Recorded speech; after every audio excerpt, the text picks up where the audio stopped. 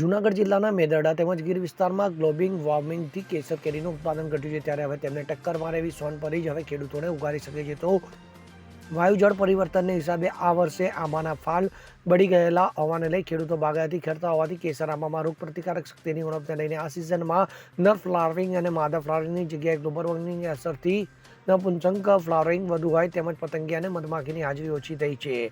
તો ફિલિનીકરણ ન થતાં કેસર કેળામાં પર એની વધારે અસર જોવા મળે. તો આ બાબતે અમારી ચેનલના રિપોર્ટર દ્વારા બાગાયતી પાક લેતા અને કલમો બનાવતા પ્રગતિશીલ ખેડૂત નાગજીભાઈ બોગરાની રૂબરૂ મુલાકાત લઈ અન્ય ખેડૂતોને બાગાયતી પાકમાં હવે પછી વાતાવરણ સામે ટકી શકે અને ખેડૂતોને યોગ્ય વળતર મળી રહે તે માટે વિસ્તૃત ચર્ચા કરવામાં આવી હતી.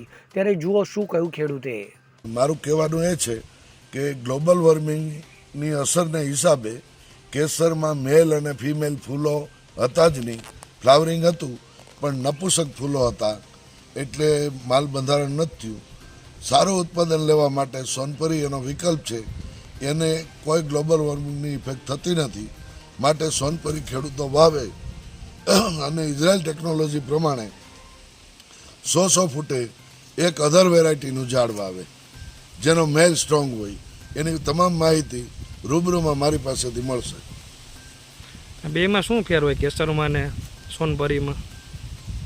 કેસર છે એ એકદમ સોફ્ટ વેરાયટી છે, ટેસ્ટમાં બેસ્ટ છે, પણ એનાથી પણ ઊંચી અને ચડિયાતી વેરાયટી છે. આનું દીઠ મજબૂત છે, પવનમાં ખરે નહીં, પછી આમાં ચાંદી પડે નહીં, સ્ટોર કેપેસિટી 20 દિવસ અને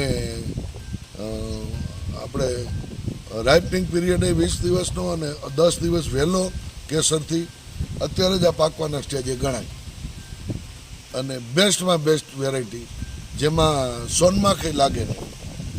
બધા કેરેક્ટર આના સારા છે અને આવતા ભારતમાં મેંગો પ્લાન્ટમાં ભારતનું ભવિષ્ય આને કહી શકાય.